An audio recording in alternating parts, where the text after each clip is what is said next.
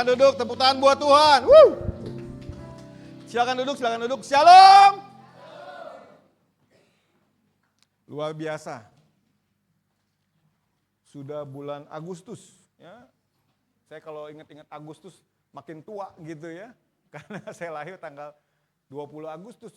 Saya nikah tanggal 2 Agustus gitu ya. Jadi Agustus ini memang luar biasa ya. Saya merayakan kemerdekaan, merayakan anniversary pernikahan, merayakan ulang tahun. Dan saya bersyukur saya melihat kasih setia Tuhan luar biasa. Ya. Banyak kegagalan, ketidaktargetan tercapai gitu ya, targetan tidak tercapai. Tapi kalau saya melihat tangan Tuhan, sampai hari ini saya mengatakan Tuhan itu baik. Tuhan itu baik. Saya masih bisa, tahun ini saya bersyukur gitu ya, banyak hal sekalipun tantangan tidak mudah gitu ya. Cicilan harus dibayar, uang pangkal harus dibayar gitu ya. Kalau anak satu mending anaknya 2, 3 gitu ya. Dan tidak murah bayar uang pangkal sekarang gitu ya. Naik terus gitu, luar biasa. Tapi kalau saya lihat saya masih bisa sama istri, masih bisa olahraga, masih bisa fitness bareng, masih bisa pacaran bareng gitu ya. Itu luar biasa ya. Masih bisa donor darah gitu ya. Saya bersyukur. Tahun ini tahun yang berbeda karena saya mulai rutin gitu ya, donor darah dulu. Jangankan rutin gitu ya. Waktu pernah mau nyumbang ke PMI ditolak gitu ya. Nah puji Tuhan udah berapa kali ini rutin donor darah, di sini juga mungkin sebentar lagi. Banyak hal yang patut disyukuri gitu ya. Di era Covid, kemudian era AI gitu ya. Sebelum AI beredar gitu ya, saya udah Tuhan kasih kesempatan nulis buku, book chapter gitu ya. Satu bab gitu ya. Udah ada 3-4 buku lah. Nah puji Tuhan justru masa-masa ini dengan AI gitu ya. Tapi tetap tidak menghilangkan esensi isinya. Kalau semuanya dikerjakan oleh artificial intelligence, nggak ada sayanya di situ. Nah harus ada gitu ya. Nah saya bersyukur tahun ini harapan saya bisa launching buku pertama saya gitu ya. Bahasa Inggris memang. Nah, itu tentang people analytics in AI era gitu ya. Nah, harapannya juga terbitnya di Amazon. Jadi memang agak tinggi gitu maunya ya. Nah, namanya juga niat gitu ya. Kita lihat akhir tahun ini seperti apa gitu ya. Kita melihat kebaikan Tuhan, bukan kehebatan saya. Dan hari ini saya berbahagia bisa ketemu lagi gitu ya. Tadi ditanya berapa lama, cepat kalau Jakarta, Bogor Serpong itu cepat kalau lewat tol yang mahal gitu ya. Kalau tol yang sedikit lebih hemat, ya sedikit lebih lama gitu ya. Tapi puji Tuhan, saya bersemangat ketemu teman-teman gitu ya di tempat ini. Hari ini tema kita adalah hidup adil dan mengasihi. Ya. Tema kita adalah do justice, do justly, dan love mercy. Ya, kalau bahasa Inggrisnya mungkin lebih tepatnya adalah hidup yang adil dan mencintai belas kasihan. Nah itu kalau bahasa Indonesia yang sesuai ayat topik kita hari ini, Mika 6 ayat 8. Do justly and love mercy. Hidup adil dan mengasihi. Ya. Hidup adil, ya, lakukan keadilan dan mencintai mercy, mencintai belas kasihan. Ini topik yang luar biasa bagi saya karena kekristenan tidak bisa dipisahkan antara worship dan morality, antara penyembahan ritual dan kehidupan yang punya etika dan moral dan keadilan. Matius 23 ayat 23 mengatakan demikian. Sekalipun kita, ini Tuhan ngomong ke orang Farisi, celakalah, kamu bayar perpuluhan gitu ya, tapi kamu lupa yang terutama, keadilan, belas kasihan, dan kesetiaan. Nah ini yang kita mau bahas gitu ya. Nah saya mau mulai dengan suatu gambar ya. Ini gambarnya gambar siapa ini? Gambar Mika. Ya. Mungkin teman-teman ada yang udah sering dengar, ada yang belum atau pertama kali. Nah kita mau gali dulu sebelum saya masuk ke topik. Saya mau eksposisi sedikit. Saya mau menggali siapa itu Mika. Apa itu artinya Mika? Ya. Jangan sampai ada yang belum pernah baca kitab Mika ya. Mika itu artinya siapakah Allah yang seperti engkau? Siapakah Allah yang begitu mengampuni? Siapakah seperti Allah yang begitu belas kasihan? Itu artinya Mika. Dan dia hadir di tengah-tengah orang Israel yang hidupnya penuh dengan ritual keagamaan, tapi tidak hidup dalam ketaatan kepada Tuhan. Tidak hidup dalam keadilan, tidak hidup dalam belas kasihan. Nah dia hadir di masa-masa itu. Ya dia lahir dari kota yang kecil. Next slide, kita lihat sedikit. Ya, kita mau gali sedikit gitu ya, belajar hari ini pengajaran sedikit. Dia nabi dari Moreset gitu, dari suatu kota yang kecil gitu ya, bukan petani tapi memang dia nabi gitu ya. Nah, dia dari pedesaan Yehuda, karena waktu itu kerajaan Israel kan terpecah dua. Ada kerajaan Israel utara, ada kerajaan Yehuda selatan. Yang satu ibu kotanya Samaria, kalau Israel, kerajaan Israel, yang ada 10 suku. Kalau yang 2 suku, Yehuda dan Benyamin, itu namanya kerajaan Yehuda, kerajaan selatan. Ya, terpecah dua. Jadi waktu itu dia hadir, Nabi Mika ini, ketika memang sudah pecah dua gitu ya. Dan dia hadir untuk menyuarakan suara Tuhan untuk kerajaan Tuhan yang udah terpecah ini. Untuk kerajaan Israel yang 10 suku dan kerajaan Yehuda. Dia hadir di masa pelayanannya itu sekitar 740 sebelum Masehi. Ya. Di masa-masa waktu itu Asyur lagi naik daun gitu ya. Dan termasuk Samaria udah dicaplok duluan. Samaria itu udah dicaplok duluan, yaitu kerajaan yang 10 suku itu, kerajaan Israel, kerajaan utara. Nah, kalau kerajaan selatan, nah ini belum. Nah, waktu itu zaman kalau di selatan gitu ya, itu zamannya pemerintahan ada 3. Mika itu hidup di dalam zaman 3 kerajaan ini, 3 raja ini, Yotam, Ahaz, dan Hizkia. Nah, ini pelajaran agama ini ya kalau di sekolah. Jadi Mika itu hadir di dalam kerajaan ketika yang di kerajaan Yehuda itu yang memimpin Yotam, Ahaz, dan Hizkia. Nah, masyarakatnya waktu itu di tengah-tengah kejadian yang di Yerusalem gitu dan sekitarnya penuh dengan orang kaya merampas hak-hak yang lebih miskin, merampas tanah orang yang lebih miskin. Padahal tanah itu udah dibagi-bagi sama Tuhan, udah ada bagian masing-masing, gitu ya. Korupsi di mana-mana, eksploitasi di mana-mana, dan bisnis yang tidak adil, bisnis yang curang, gitu ya. Nah, kalau bayangan ini jangan bayangin Indonesia ya, biarpun Indonesia ada beberapa kasus yang mirip begitu. Nah, masalahnya adalah kegiatan keagamaan begitu kuat. Nah, ini jangan nyamain lagi dengan Konoha ya, itu beda ya. Ini Yehuda gitu ya dulu. Nah, keagamaan kuat, kesetiaan pada perjanjian lemah. Jadi ritual keagamaan begitu kuat ya, kalau zaman sekarang mungkin rajin ibadah, rajin ke gereja, rajin komsel, rajin IG gitu ya. Tapi kehidupan kesetiaan terhadap Tuhan, kesetiaan terhadap perjanjian Tuhan justru lemah. Makanya Nabi Mika hadir untuk menghakimi ketidakadilan, mengingatkan kita akan pengharapan akan kasih setia Allah. Nah, saya mau sedikit bahas dari 3 slide pertama, kita mau bahas tentang awalnya dulu nih, tentang Mika maupun raja-raja yang ada. Next slide. Nah, kita lihat raja yang ada di Yehuda waktu itu, ada 3, next slide. Pertama Raja Yotam. Yotam itu hidupnya memang sudah baik lah ya. Dia sudah melakukan yang benar di mata Tuhan. Tapi baik saja tidak cukup kalau dia melakukan pembiaran. Kalau kita pemimpin seperti Yotam, dia udah melakukan yang benar di mata Tuhan untuk dirinya. Ya. Tapi dia tidak menghilangkan pengorbanan, bukit pengorbanan, tidak disingkirkan sama dia, dan rakyat masih hidup dalam moralitas yang rusak. Artinya dia udah hidup benar tapi di sekitarnya masih tidak benar gitu ya. Artinya dia masih benar hanya untuk dirinya. Nah, yang masalah adalah anaknya. Wah, anak itu terkenal banget. Makanya jangan sampai hidup seperti Ahaz katanya. Ya. Ahaz itu hidupnya yang jauh dari mata Tuhan, hidupnya tercela bagi Tuhan. Dia meniru praktek-praktek orang yang tidak mengenal Allah, Moab dan sebagainya, menyembah berhala, bahkan mempersembahkan anaknya dalam api. Sadis ini, Ahaz ini. Jadi anaknya sendiri dipersembahkan dalam api.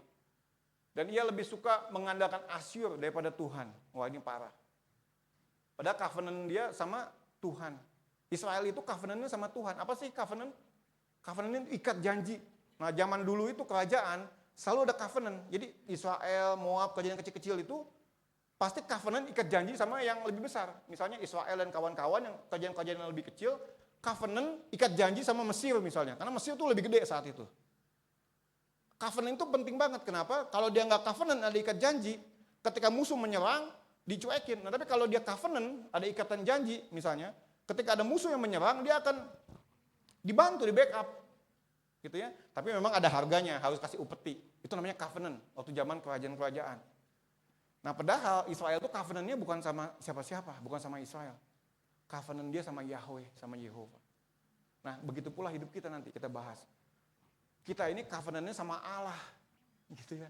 Kalau covenant kita sama Allah, ikat janji kita yang kecil ini, yang kepada yang lebih besar, yaitu Tuhan, COVID mau datang, masalah mau datang, tantangan boleh datang, musuh boleh berperang di depan kita, yang backup kita siapa? Yahweh. Aduh, kalau nginget covenant kita sama Tuhan mah, Luar biasa. Nah ini si Ahaz enggak, justru keterlaluan. Dia covenant sama yang lain gitu, selain Allah. Nah yang ketiga, nah ini lebih baik. Dia berkenan di mata Allah biarpun sempat ada dosa yang dilakukan.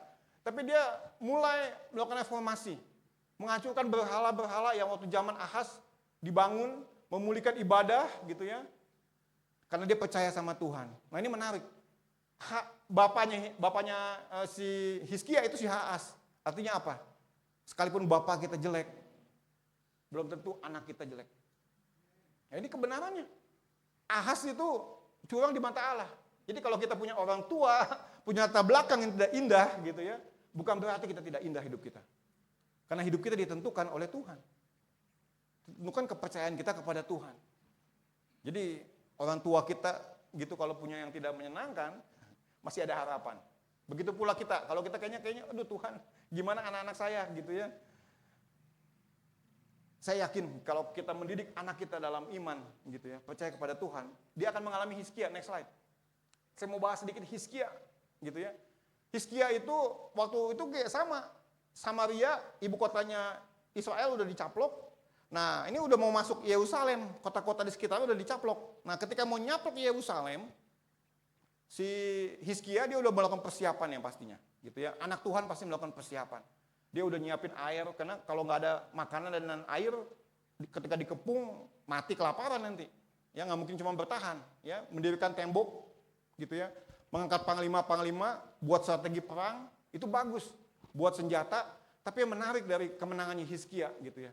Ketika dia dikepung oleh 168.000. Berapa? 168.000 musuh mengepung Yerusalem waktu itu. Sanherib dan kawan-kawan. Yang menarik adalah Hizkia tidak berkata, tenang, tembok kita kuat, kita punya persediaan makanan. Dia nggak mengatakan demikian. Jadi kalau baca nanti di Dua Tawarik gitu ya, yang melengkapi kisah Mika ini, sama ini zaman-zamannya gitu ya. Dia berkata apa? Yang menyertai dia, yang menyertai musuhnya, gitu ya, menyertai Asyur adalah tangan manusia. Yang menyertai musuhnya adalah tangan manusia. Tetapi yang menyertai kita ialah Yahweh, Elohim, Tuhan. Yesus yang menyertai kita. Allah kita yang membantu kita dan melakukan peperangan kita. Nah keyakinan dia bukan terhadap persiapan yang dia sudah buat. Anak Tuhan harus buat persiapan. Anak Tuhan harus belajar sampai S3, sampai S4, sampai S7. Gitu ya. Tapi jangan pernah andalkan apapun selain Tuhan. Mari seperti Hizkia. Dia berani karena dia tahu siapa yang dia andalkan. Tuhan yang menciptakan langit dan bumi. Makanya dia menang kenapa? Karena ada intervensi ajaib. Itu 168.000 orang, ada malaikat Tuhan, dibantai semua. Pas besoknya bangun, udah gak ada, mati semua. Akhirnya terpukul mundur, ya nggak jadi pas pemerintahan Hizkia. Nah tapi itulah umat Israel naik turun gitu ya, bersungut-sungut dan balik lagi kepada dosa yang lain. Tapi ketika zaman itu dilewatkan sama Tuhan. Ya. Karena ada apa? Karena ada seorang raja yang tidak mengandalkan kuda kereta perangnya, tapi mengandalkan Tuhan semesta alam. Pertanyaannya buat kita, siapa yang kita andalkan? Ketika tantangan tidak mudah di hari-hari ini. Ketika target tidak tercapai, ketika bisnis kita tidak seindah yang kita bayangkan. Udah Agustus gitu ya, sudah bulan 8 gitu. Nah hari ini kita mau bahas, next slide, ini intinya hari ini gitu ya. Yaitu ayat ini kita baca sama-sama. Ini Mika 6 ayat 8, ini ayat yang fenomenal ya. Kita baca sama-sama, 3, 2, 1. Hai manusia, telah diberitahukan kepadamu apa yang baik dan yang dituntut Tuhan daripadamu. Selain berlaku adil, mencintai kesetiaan, dan hidup dengan rendah hati di hadapan Allahmu. Di sini ada 3 hal yang penting. Berlaku adil, do justly, love mercy, mencintai kesetiaan, dan hidup rendah hati di hadapan Allah. Tapi hari ini saya mau bahas 2 aja, ya, sesuai dengan kisi-kisi dari para penatua. Ya. Berlaku adil, mencintai kesetiaan. Ini kenapa ayat ini begitu fenomenal?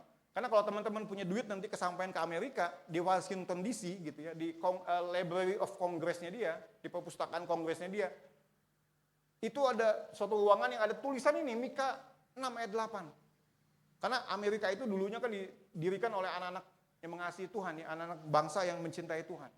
Kalau sekarang ya masih juga, tapi ya banyak proses yang sedang dibentuk oleh Tuhan di Amerika. Tapi ini penting, kenapa? Karena sekalipun kita punya ritual agama yang begitu baik, tapi kalau kita nggak adil, nggak mencintai kesetiaan, ada yang aneh di situ. Ada yang aneh di situ. Kita mau bahas ini eksposisi sedikit ya. Habis itu kita selesai. Next slide. Yang pertama, sebelum bahas Mika 6 ayat 8, ini ayat kunci kita, bahwa Tuhan itu menyukai apa? Keadilan, mencintai belas kasihan gitu ya.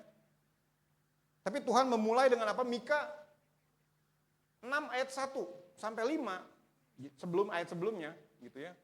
Jadi sebelum Tuhan menghakimi, mengadili, itu yang namanya orang Israel yang nakal ini gitu ya. Yang seperti kita kadang-kadang nakal. Justru Tuhan membuka pernyataan gitu ya. Tidak dengan menghakimi. Ya.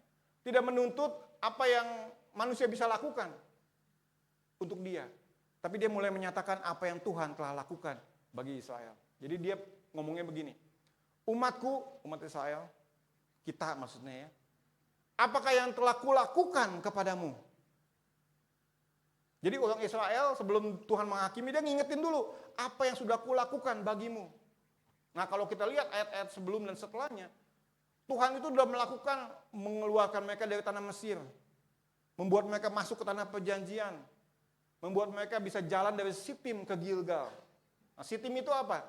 Sitim itu melambangkan orang yang belum kenal Tuhan. Jadi masih di belakang tanah perjanjian, sebelum masuk tanah perjanjian. Sedikit lagi, kota yang sedikit lagi lewat gitu ya. Jadi udah di ujungnya masuk ke tanah perjanjian. Ya. Jadi dia harus, jadi ngintip-ngintip waktu di Sitim ini, ngintip-ngintip Yeriko, ngelihat sungai Yordan gitu ya. Ketika udah lewat sungai Yordan kan masuk ke tanah perjanjian. Gilgal itu tempat di mana umat Tuhan sudah masuk ke tanah perjanjian, hidup dalam covenant, hidup dalam penjagaan Tuhan. Jadi artinya apa? Kita kalau Tuhan itu luar biasa. Ya. Dia nggak menghakimi kita lebih dulu, tapi dia mengajak kita untuk mengingat kebaikan Tuhan. Saya pas nyiapin ini kalau saya lihat kebaikan Tuhan dalam hidup saya, gitu ya, napas panjang nggak bisa diem ya selain menangis. Oh Tuhan, Tuhan begitu baik buat hidup saya. Covenant-nya luar biasa. Sekalipun saya tidak setia, dia tetap setia. Kecaplah dan lihatlah betapa baiknya Tuhan itu. Ayo kekasih-kekasih Tuhan. Sebelum Tuhan ingatkan, lebih lagi untuk menghakimi, mengingatkan kita. Karena yang boleh menghakimi hanya Tuhan. Tuhan mengingatkan kita, apa yang telah kulakukan kepadamu. Mujizat apa yang telah kita alami. Mujizat pertama udah pasti mujizat keselamatan. Siapa saya yang boleh dicatat dalam buku kehidupan? Siapa saya yang dipastikan masuk ke kerajaan surga? Bukan karena kehebatan saya, tapi karena Yesus yang membayar lunas utang dosa saya. Siapa saya bisa ada sampai hari ini ketika kesulitan ada, Tuhan kirim burung gagak dalam kehidupan saya. Ketika nggak bisa makan, ada aja yang Tuhan kasih, gitu ya. Ada aja. Dan sampai hari ini kalau saya melihat, saya menghitung hari-hari, saya cuma bisa mengatakan, Tuhan itu baik. Dan saya begitu percaya, Tuhan saya ke depan juga Tuhan yang baik buat setiap kita. Mari kita ingat kebaikannya. Sudah Agustus men, sudah 8 bulan. Oke. Sudah mau Desember gitu ya. Umatku, apa yang telah kulakukan kepadamu? Sebelum Allah berbicara mengenai ketidaksetiaan Israel, Allah mengingat mereka tentang kesetiaannya Tuhan. Next slide. Setelah dia mengingat kesetiaan Tuhan, baru dia mulai ngingetin. Yang kedua, ya. Bagian yang kedua, dikatakan bahwa agama tidak dapat menggantikan ketaatan. Ya. Nah kalau lihat di situ, dengan apakah aku akan pergi menghadap Tuhan katanya. Si Israel bertanya. Ya. Tadi Tuhan udah ngingetin gitu ya, apa yang telah kulakukan bagimu. Israel menjawabnya, apakah aku bisa datang pergi menghadap Tuhan? Apakah aku perlu melakukan korban bakaran, membakar lembu, bahkan membakar ribuan domba, atau melakukan puluhan ribu curahan minyak, atau bahkan seperti contohnya dia, Raja Ahab, sampai anak sulungnya dipersembahkan. Jadi masalahnya adalah orang Israel bertanya, berapa banyak yang harus saya berikan supaya hubungan saya dengan Allah kembali mesra? Berapa banyak yang harus saya lakukan supaya hubungan covenant saya bisa kembali baik-baik saja? Di sini agak menyedihkan karena orang Israel sepertinya memperlakukan Allah itu sebagai transaksi. Jadi seakan-akan ritual keagamaannya gitu ya bisa menggantikan kehidupan kita ketaatan kita, karena Tuhan itu lebih menyukai ketaatan daripada korban bakaran kita. Maksudnya apa? Gitu ya. Allah itu nggak bisa dibayar dengan aktivitas agama kita. Bukan berarti karena kita rajin puasa, rajin berdoa, rajin ibadah, itu penting banget, gitu ya. Tapi jangan sampai hidup kita menolak kehendaknya untuk taat kepadanya. Karena jangan sampai luarnya bagus, rajin ke gereja, nggak pernah bolong, nggak pernah absen, ikut IG rajin gitu ya. Tapi hidup kita tidak taat kepada kehendaknya Tuhan. Nah ini pertanyaan yang salah. Ya, artinya kita datang sama Tuhan itu bukan karena kita hebat, karena darah Yesus, gitu ya. Nah yang ketiga, nah ini masuk intinya yang kita mau bahas. Apa yang Tuhan kehendaki? Yang Tuhan kehendaki adalah do justice, asot mispat, dan love mercy, gitu ya, love hesed. Ya. Nah, do justice dikatakan di sini do justice, bukan berpikir tentang adil. Kalau berpikir siapa yang mau hidupnya adil, mengalami keadilan, semua mau pasti. Apalagi kita ya Pancasila, sila kelima keadilan sosial gitu ya. Dengan 11 butir-butir Pancasila gitu kan.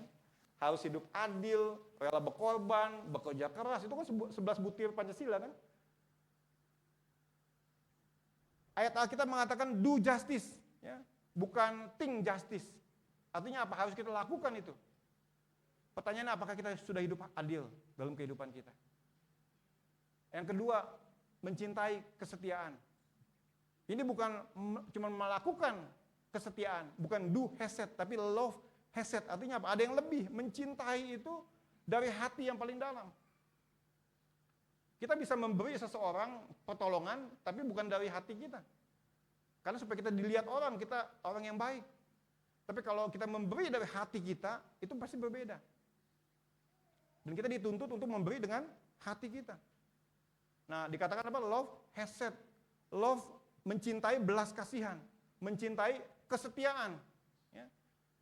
Jadi Allah bukan hanya mencari perilaku yang benar, tapi hati yang mencintai keadilan, mencintai belas kasihan, mencintai kesetiaan. Nah, ini kita mau lihat nih yang awal, next slide. Yang keempat kita mau bahas gimana do justice. Ya, kalau di Alkitab dijelaskan di Mika 6 ayat 9 sampai 12, Tuhan melihat kehidupan kita bukan ketika lagi gereja, bukan lagi IG, tapi ketika lagi di pasar, lagi di sekolah, lagi di bisnis, lagi di luar sana. Apakah kita sudah do justice? Nah, zaman dulu itu ada eva yang dicurangi, ukuran timbangan gitu ya, neraca yang palsu, batu timbangan yang penuh tipuan, orang kaya melakukan kekerasan, penduduk yang berdusta, jadi pemimpin yang ngaco, penduduknya juga ngaco. Lidah yang menipu. Ya, jadi itulah kejadian yang ada. Ya, kalau di sini mungkin bayangan kita, kalau misalnya lagi heboh MBG misalnya, udah tahu dikasih jatah 10.000, yang dipakai cuma 7 sampai 8.000. Bahan bakunya udah dikorupsi. Tapi kenapa mereka yang punya SPPG korupsi itu? Harusnya 10.000, ya ditambah transportasi dan sebagainya jadi 15.000. Harusnya bahan bakunya 10.000, tapi kenapa cuma 7.000 atau 8.000? Kenapa dia courting? Kenapa dia diskon tuh bahan baku? Ya. Karena itu dia, rakyatnya ngaco, ya ini oknum ya, rakyatnya ngaco karena pemimpinnya juga ngaco. Ternyata saya baru dengar gitu ya, karena saya baru ketemu teman yang punya klien 60 SPPG. Ternyata membangun satu SPPG itu harganya ada, harus bayar ke oknum 250 juta. Ya. Ini cuma contoh, ya nggak semua begitu ya. Jadi ada oknum, nah tapi masalahnya oknum itu banyak kadang-kadang gitu ya. Nah, jadi harus bayar di awal 250 juta supaya mereka bisa buka SPPG. Artinya apa? Kenapa mereka bisa coating tuh bahan baku? Karena sebelumnya mereka udah investasi dulu, ya. Seperti teman-teman yang pengusaha konstruksi, bangun jembatan, kenapa tuh bangun jalan, kenapa tuh jalannya kok udah bolong lagi ya? Jalannya kok udah rusak lagi ya? Karena mereka diskon tuh bahan baku. Tapi kenapa mereka diskon bahan baku? Karena pemimpinnya lagi gitu ya, oknum lagi gitu ya. Ya tidak adil. Mereka sudah minta DP di awal, bangunnya belum, duitnya udah masuk. Udah di-coating 30% mungkin sebelum jalan tuh project. Ketidakadilan di sekitar kita. Pertanyaannya, jangan sampai ada nama kita di situ. Ya. Tapi kalau kita lihat berita kan ya, yang namanya anak Tuhan, dari namanya udah kelihatan anak Tuhan. Dari status IG-nya, dari status WA-nya udah kelihatan. Bahkan WA-nya waktu itu ada ini oknumnya. WA-nya bangkitlah, menjadi teranglah. Tapi korupsinya ratusan triliun. Kalau saya sebut namanya nanti direkam ini soalnya ya. Itu menyedihkan, anak Tuhan loh. Kita nggak bicara orang di luar sana. Ya, kita bicara gereja Tuhan. Bisnis kita, apa kita melakukan kecurangan? Kita memberikan hak mereka yang di bawah kita. Apakah kita sudah berlaku adil di rumah kita? Apakah kita sudah berlaku adil bagi siapapun yang kita layani dalam hidup kita? Ini ngomongnya gampang, ya. Tapi sama-sama kita berjuang. Kan? Yang keempat ini tadi dikatakan apa? Masalah Israel bukan mereka tidak datang beribadah, gitu ya. Masalah Israel adalah altar mereka kelihatan begitu religius, ya, postingannya begitu religius, tapi timbangan mereka curang. Tuhan melihat persembahan yang di altar, puji Tuhan, tapi juga melihat timbangan kita dalam kehidupan kita. Ya. Dan Tuhan inginkan apa? Kita berjalan dalam kesetiaan. Kita udah setia nggak? Kita udah setia nggak? Kita udah setia nggak mengikut Tuhan? Kita sudah punya belas kasihan nggak? Belas kasihan itu apa? Belas kasihan itu bukan terhadap pihak yang lebih tinggi, terhadap yang lebih rendah.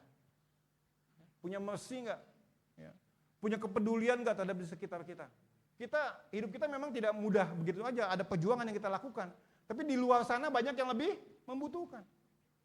Di luar gereja Tuhan, banyak orang yang masih membutuhkan Tuhan. Pertanyaannya kalau belas kasihan, apakah kita peduli dengan yang di luar sana? Yang terakhir, yang kelima. Kalau enggak kita melakukan itu, Tuhan ngingetin kita. Ya. Pada akhirnya kita harus memilih. Kalau enggak, Mika 6 ayat 13-15 di rumah baca. Gitu ya. Kalau enggak, jangan sampai kita makan tapi kita enggak kenyang. Kita menabur tapi kita enggak menuai. Jangan sampai kita punya buah zaitun tapi tidak menikmati minyaknya. Jangan sampai kita punya buah anggur tapi tidak menikmati anggur kita. Jangan sampai kita kaya tabungan banyak tapi tidak menikmati kekayaan kita. Pilihannya, mau berjalan bersama Allah atau berjalan bersama Ahab dan Omri. Next slide terakhir. Ini kita mau bawa pulang. 3 komitmen itu. Kita udah rajin worship, GKKD mah udahlah ya, luar biasa. Sabtu berdoa pagi-pagi, orang lain masih bobo, dia udah berdoa jam 6 pagi. Kita berpuasa di mana orang lagi makan enak gitu ya. Tapi pertanyaan buat saya, buat kita, apakah sudah jadi gaya hidup adil terjadi dalam hidup kita? Kita memilih hidup dengan integritas dan melakukan apa yang benar. Bahkan sekalipun orang tidak melihat kita. Karena bukan orang saja yang kita layani, tapi ada mata Tuhan yang melihat yang kita layani. Yang kedua, apakah kita sudah love, hesed? Ya. Apakah kita sudah mengasihi dan jadi berkat? Apakah kita sudah setia sekalipun orang tidak setia? Baca seperti Tuhan. Apa kita mau mengampuni sekalipun tidak diampuni? Kita tidak hanya menolak ketidakadilan, tetapi aktif membawa kasih, belas kasihan dan pemulihan. Kita harus dituntut Tuhan untuk membantu orang lain, tapi sekali lagi bukan menjadi Tuhan buat orang lain. Ya. Ada kalanya Tuhan meminta kita untuk bantu. Bantu apa Tuhan? Gak ada duitnya. Tuhan katakan, apa yang ada padamu? 5 roti 2 ikan. Tapi ada kalanya jangan bantu. Kok bisa Tuhan ngomong jangan bantu? Karena mungkin Tuhan yang mau bantu dia, untuk dia jadi dewasa. Dalam ketidakpunyaannya dia mencari Tuhan. Enggak selalu kita memberi bantuan itu adalah dari Tuhan loh. Yang dipenting adalah kita taat sama Tuhan. Apa maunya Tuhan? Kalau kita taat sama Tuhan, Tuhan kadang-kadang unik memang. Kita nggak kenal sama orang ini, tiba-tiba Tuhan suruh kasih beras 5 kilo ke orang ini. Nah Tuhan, ini nggak kenal, kok suruh kasih beras 5 kilo? Kita nggak pernah tahu ternyata orang kita kasih itu sedang nggak bisa makan, dan dia sedang berdoa kepada Tuhan. Dan Tuhan bicara sama dia, nggak usah khawatir. Aku Allah yang setia. Nanti ada yang ngetuk pintu kamu dan akan ngasih beras 5 kilo. Mungkin seperti itu akan terjadi, mungkin. Bagi orang itu, bagi yang dikasih, itu adalah perjuangan iman untuk membuktikan bahwa Tuhan yang bicara, Tuhan yang memang membuktikan. Kan nggak masuk akal. Kok tiba-tiba bisa ada yang ngetok pintu, padahal ada orang yang nggak kenal. Itu udah kisah-kisah nyata kita alami, kita lihat, dengar berkali-kali. Tapi intinya apa? Yang harus kita lakukan adalah apa yang Tuhan suruh. Kita melangkah kemana Tuhan melangkah. Karena visi yang terakhir adalah kami melangkah kemana Engkau melangkah Tuhan. Kita taat apa yang Tuhan suruh buat kita. Kalau Tuhan suruh kasih, kasih. Nggak ada Tuhan, ya udah kasih, ya Tuhan suruh kasih. Tapi ada kalanya Tuhan suruh bilang jangan kasih, ini saya mau mendewasakan dia. Nah dalam hidup kita yang terakhir ini, ayo sama-sama. Ya, Kemah Daud terkenal dengan gereja misi. Ya. Kalau hari ini kita lihat bahwa yang sering pergi Bang Mengatas ke Sumatera, Bang Freddy ke Kalimantan, puji Tuhan. Kalau kita nggak bisa pergi, kita bisa uang kita pergi. Uang kita nggak bisa pergi, doa kita pergi. Ya. Atau mungkin anak-anak kita pergi nanti. Ya. Kuliah di luar negeri, kuliah di kota yang lain. Kita mengutus anak kita jadi berkat kemanapun Tuhan panggil. Mari kita bagi berdiri, kita mau tutup dalam doa.